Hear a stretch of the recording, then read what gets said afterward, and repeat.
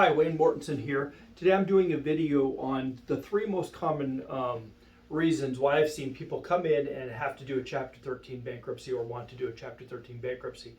Just a little bit about myself. I've been practicing here in Arizona for about the last 25, maybe 26 years now, going on 26 years. And I've done a lot of Chapter 13s. I've probably done more Chapter 13s in the state in the last 25 years than most other attorneys. And so you can check the records at the bankruptcy court. I'm not saying that to brag. I'm just saying that so you understand that I know what I'm doing when I talk about Chapter 13s, and I've seen how they can really benefit people when they come in. They're not for everyone. I have other videos where I talk about, using bankruptcy and picking the right kind of bankruptcy, kind of like picking a tool that you're going to do a job with out of a toolbox.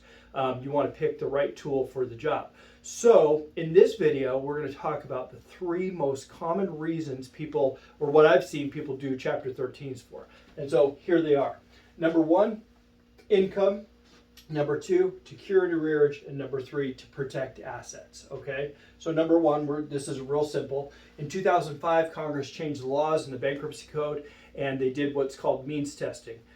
Means testing is very simple. They look at your last 6-month income, and if you make too much income, you may not qualify for a Chapter 7. So therefore, the only option that you might have would be to file a bankruptcy Chapter 13 and pay back debt. Now, people think, well, why would I go into bankruptcy if I'm going to pay back debt? In most instances, even when there's too much income, my clients don't end up paying a whole lot back. We're able to kind of keep those payments low, keep the payments to creditors low, but they are still required to be in a Chapter 13 just because they make too much income, which is common sense. I mean, if you have debt and you can afford to pay even a little bit of your debt back, that's what you should do, okay? And that's the way the law has been designed. The second most common reason that I found is people don't want to lose an asset. They want to cure an arrearage on an asset or an issue that they have going. The most common one is your house. I have people that call me a week, 2 weeks, 3 days before a foreclosure or a trustee sale is going to happen. And they say, hey, can you help me? Can we stop, this foreclosure? And I say, yes, we can. You need to come in right away. Okay, obviously you have to get it filed before the foreclosure or trustee sale happens. But we can go ahead and cure those arrearages through a reorganization plan in bankruptcy court.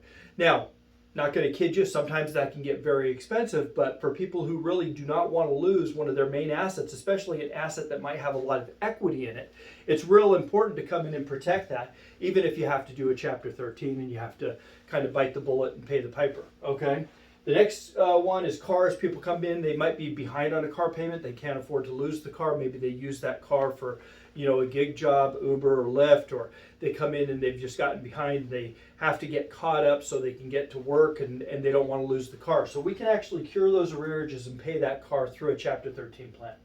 The next one is you're behind on your taxes, okay? A lot of people are under the misconception that taxes can't really be dealt with in bankruptcy. Taxes can be very effectively dealt with in bankruptcy. There are a lot of rules and loopholes that are in the code with regard to the IRS where those taxes can survive a bankruptcy filing. But if you go see someone knowledgeable that understands taxes and bankruptcy, you would be amazed at how much we can do with regard to taxes, whether it be discharging taxes, paying for taxes without interest, different things of that nature over a 3 to 5 year plan. So taxes are a huge thing in Chapter 13 that we're able to take care of. The third thing, and very common, is people might come in and they say, well, I don't want to lose an asset. If I file, let's say you have 4 vehicles, only 2 of those vehicles are exempt if you're a married couple, and they're only exempt up to the $15,000 exemption under Arizona law, and that's $15,000 a piece.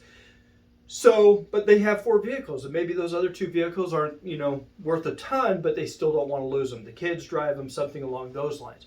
We do Chapter 13s in order to protect those assets, okay? And those are very effective. We have people who've come in and we've had to protect, even artwork or mineral rights or oil rights, different things that people might have that they want to keep, okay? But if they file a Chapter 7, the Chapter 7 trustee is obligated to take those things and liquidate them and pay their debts back. That's what Chapter 7 is. So I hope this video has been helpful. If you have questions, concerns, give my office a call. We'd love to be able to set you up for a free consultation, talk to you about Chapter 7 or Chapter 13, whichever one you qualify for. I look forward to seeing you. Thank you.